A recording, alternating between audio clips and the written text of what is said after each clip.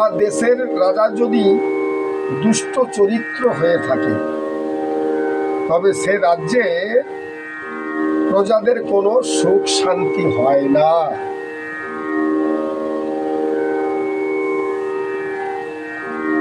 আর কি বলা হলো?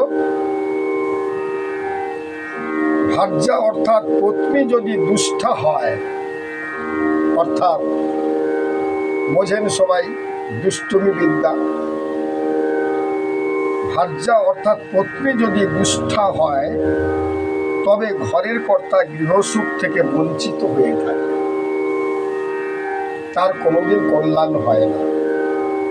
মিত্র যদি সুমিত্র না হয়, তবে মানসিক আনন্দ লাভ হয় না। শিষ্য যদি কুশিষ্য হয়, এই যে আমরা গুরু গুরু বলি না, এই গুরু শিষ্যর একটা কথা রয়েছে। শিষ্য যদি কুশিষ্য হয় বা হয়ে থাকে,